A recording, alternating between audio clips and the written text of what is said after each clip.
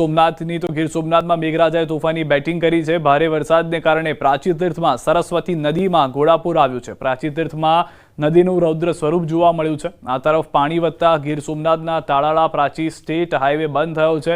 સરસ્વતી નદીનું જળસ્તર વધતા રસ્તો બંધ થયો। રસ્તાની બંને બાજુ વાહન ચાલકો ફસાયા। સરસ્વતી નદીમાં ઘોડાપૂર આવતા નદીનું પાણી આડું ફંટાયું।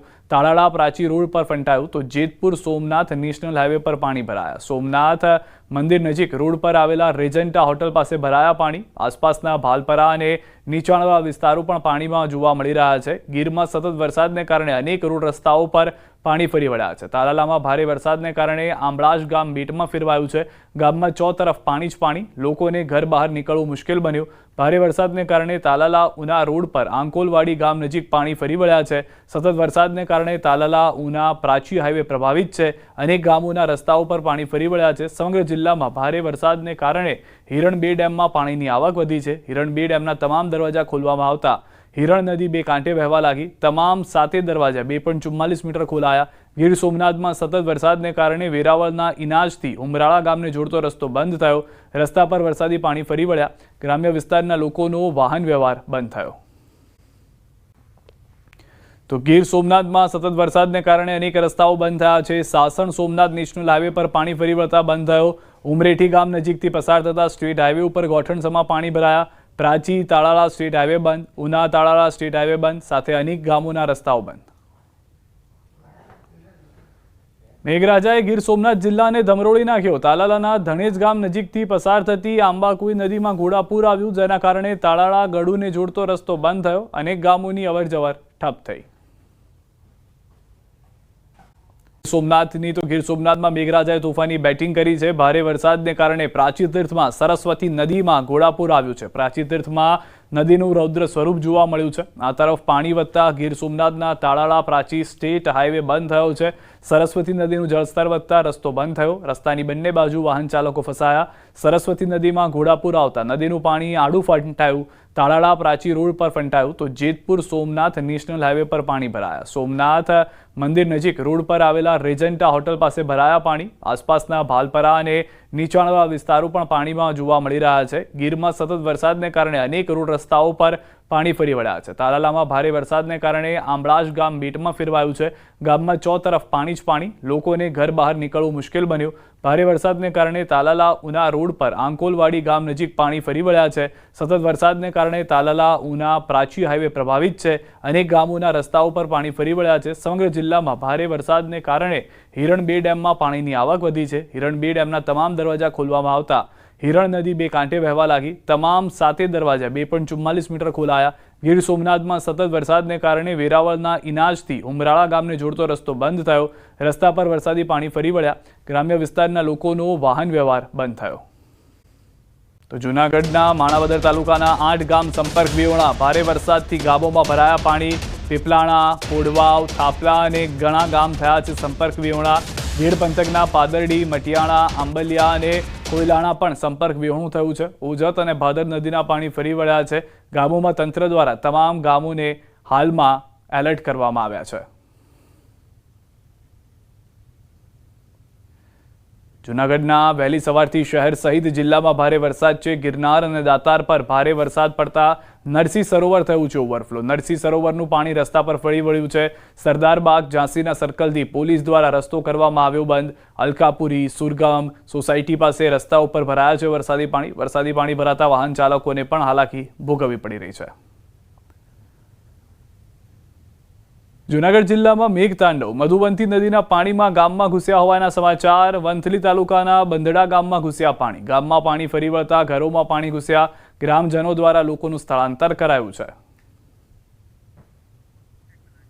તો દ્રશ્યો પણ આપ જોઈ રહ્યા છો। ગ્રામજનોને જે છે તે ગામથી બીજી જગ્યાએ લઈ જવામાં આવી રહ્યા છે, કારણ કે ઘરની અંદર પાણી ઘૂસી ગયા છે। હજુ પણ વધુ વરસાદ થાય તો પરિસ્થિતિ ખરાબ થઈ શકે છે, જેના પહેલા જ આ પરિસ્થિતિને કાબૂમાં રાખવા માટે લોકોને રેસ્ક્યુ કરી અલગ જગ્યાએ લઈ જવામાં આવી રહ્યા છે। ધોધમાર વરસાદે જૂનાગઢ જિલ્લાને ધમરોળી નાખ્યો છે। વંથલીમાં ધોધમાર વરસાદ ખાબક્યો। કોર્ટ પરિસરમાં પાણી ભરાઈ ગયા। પાણી ભરાતા લોકો મુશ્કેલીમાં છે। ગોઠણડૂબ પાણી ભરાતા લોકો હેરાન થઈ રહ્યા છે। અવિરત મેઘ કહેરથી જનજીવનને ભારે અસર જોવા મળી રહી છે।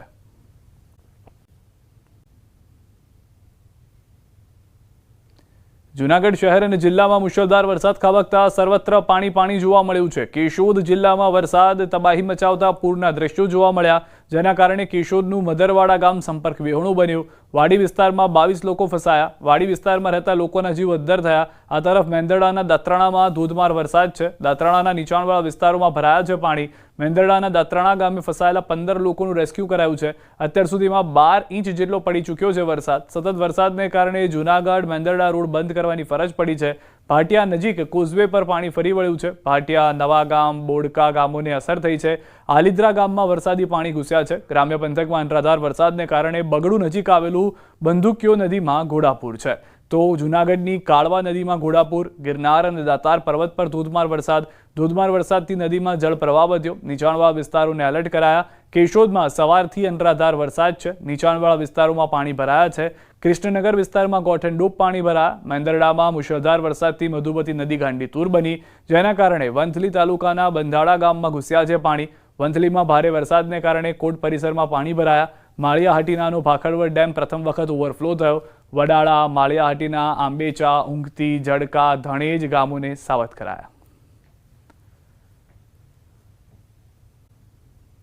માણાવદરના સમે ગામમાં સામેલધાર વરસાદ। સમેગા ગામમાં જળબંબાકારની સ્થિતિ। નીચાણવાળા વિસ્તારમાં ભરાયું પાણી। સમેગા ગામના પાદરમાં પાણી જ પાણી। લોકોના ઘર પાણીની અંદર જોવા મળી રહ્યા છે, કારણ કે ઘરની અંદર હવે પાણી ઘૂસવાની શરૂઆત થઈ ગઈ છે। જૂનાગઢના માણાવદરના નીચાણવાળા વિસ્તારમાં પણ પાણી ભરાયા છે। ગાયત્રી મંદિર નજીક પાણી ભરાતા લોકોનું રેસ્ક્યુ કરાયું છે। 10 થી વધુ લોકોનું કરાયું છે રેસ્ક્યુ। સલામત સ્થળે કરાયા છે સ્થળાંતર। ટ્રેક્ટર મારફત અન્ય જગ્યાએ કરાયા છે સ્થળાંતર। કલાકમાં 123 તાલુકામાં વરસાદ થયો છે। જૂનાગઢના મેંદરડામાં સૌથી વધુ વરસાદ। મેંદરડામાં 12.8 ઇંચ વરસાદ ખાબક્યો છે। 17 કલાકમાં 4 ઇંચથી વધુ વરસાદ ખાબક્યો છે। રાજ્યના 25 તાલુકામાં 3 ઇંચથી વધુ વરસાદ છે। કેશોદમાં 10.7 ઇંચ, વંથલીમાં 10.1 ઇંચ વરસાદ અત્યાર સુધીમાં ખાબકી ચૂક્યો છે।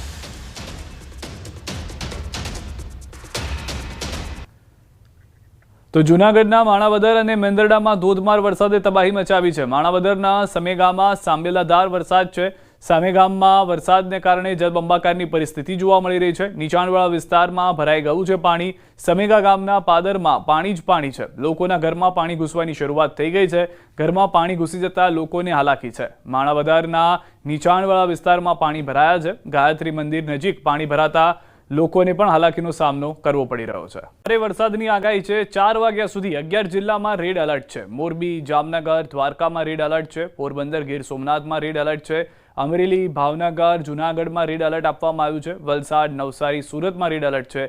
6 જિલ્લામાં ઓરેન્જ એલર્ટ છે। રાજકોટ, સુરેન્દ્રનગર, બોટાદમાં ઓરેન્જ એલર્ટ છે। ડાંગ, તાપી, ભરૂચમાં ઓરેન્જ એલર્ટ આપવામાં આવ્યું છે।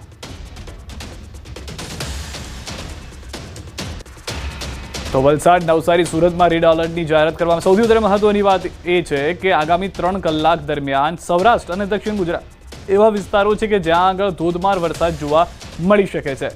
4 વાગ્યા સુધી 11 જિલ્લા રેડ એલર્ટ પર હતા।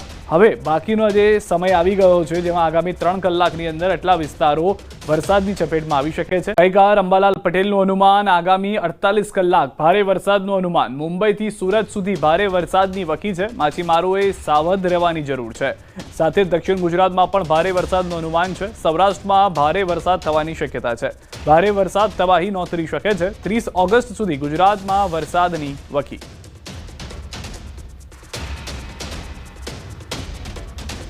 આગામી લગભગ 48 કલાકમાં હજુ પશ્ચિમ ઘાટમાં પવનોની સ્થિતિ વધારે રહેશે।